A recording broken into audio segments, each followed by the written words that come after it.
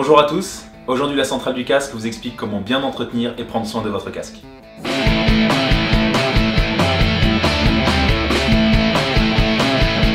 Et oui, comme pour une moto ou un scooter, il est important de lui offrir une petite révision de temps en temps.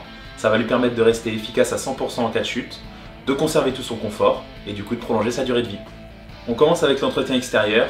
Évidemment, c'est préférable au maximum d'éviter les petits chocs qui vont finir par abîmer la coque et la peinture. Alors on fait attention en le transportant, on le pose pas n'importe où, on le range pas n'importe comment sous la selle et on évite de jouer au basket avec aussi.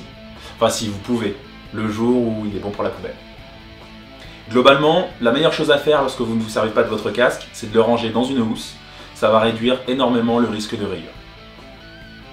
Quand vous roulez, les principaux ennemis sont la pluie, la poussière et les insectes.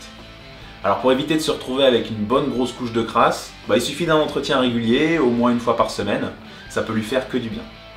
Au moment du nettoyage, pour préserver la peinture, évitez les produits trop chimiques comme le nettoyant à vitre. L'essence, c'est pas terrible non plus. Privilégiez les produits simples, de l'eau claire, du savon ou du nettoyant en bon multisurface. Ensuite, pour bien essuyer sans faire de rayures, l'idéal c'est un chiffon microfibre. Répétez l'opération avec l'extérieur de l'écran, ça va vous permettre de garder un champ de vision propre et dégagé. C'est toujours mieux niveau sécurité pour éviter les mauvaises surprises.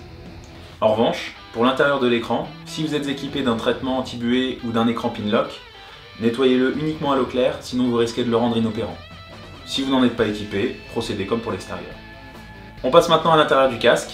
Nettoyer les mousses au moins une fois par mois, ça va permettre dans un premier temps d'éviter l'accumulation de sueur, de saleté et de particules de pollution, c'est ce qui a tendance à créer de mauvaises odeurs.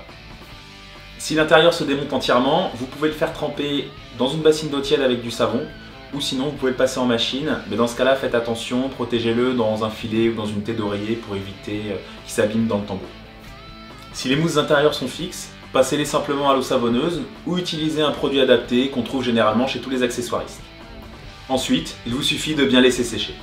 L'autre avantage à laver régulièrement à l'intérieur de son casque, c'est qu'on va pouvoir garder un bon maintien tout au long de sa durée de vie. Enfin, dernier point à vérifier, les différents mécanismes, généralement ceux de l'écran ou ceux de la mentonnière s'il s'agit d'un modulable. Il suffit simplement d'un petit coup de dégrippant en spray de temps en temps, ça va éviter qu'il se bloque ou qu'il se casse. Pour tout ce qui est joint d'écran ou joint de mentonnière, pareil, un petit peu de lubrifiant en silicone de temps en temps, ça va éviter qu'il ne s'assèche. Voilà, vous savez maintenant comment entretenir votre casque dans les moindres détails pour qu'il reste opérationnel à 100%. Merci à tous, et pour d'autres vidéos sur l'univers du casque, une seule adresse, www.central-du-casque.com.